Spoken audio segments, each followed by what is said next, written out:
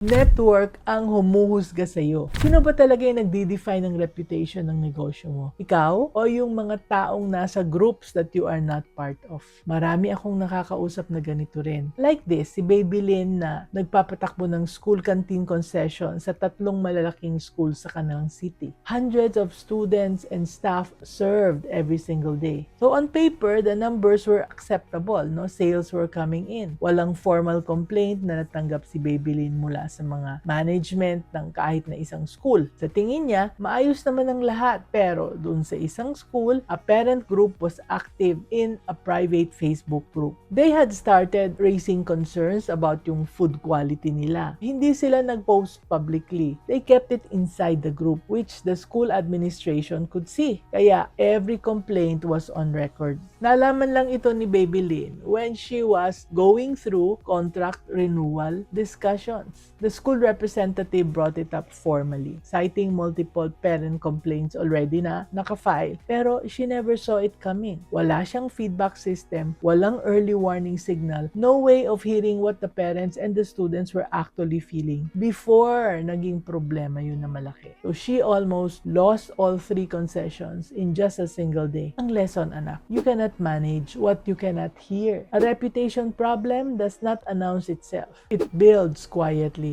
in conversations that you are not part of, in feedback that will never reach you. Kung walang sistema para marinig ang katotohanan, walang depensa kapag lumabas to. Nako, mahirap yan. At mas mahirap pa ayusin kapag huli ka na ring nakaalam. Remember, let's always be business-minded, Pinoy. Grow your business, Pinoy. Have you been running your business for years but feel like you're going around in circles? Anak, parang stuck ka, scattered, and you're not quite sure where the next right step is and what it is. So Grow Your Business, Pinoy is a book that gives you a clear, step-by-step growth roadmap. It's practical, proven, and built for the realities of running a business in the Philippines. Wala nang guessing, wala nang doing everything and going nowhere. Just a clear path forward. Finally, get your copy now, anak. The link is in the comment section.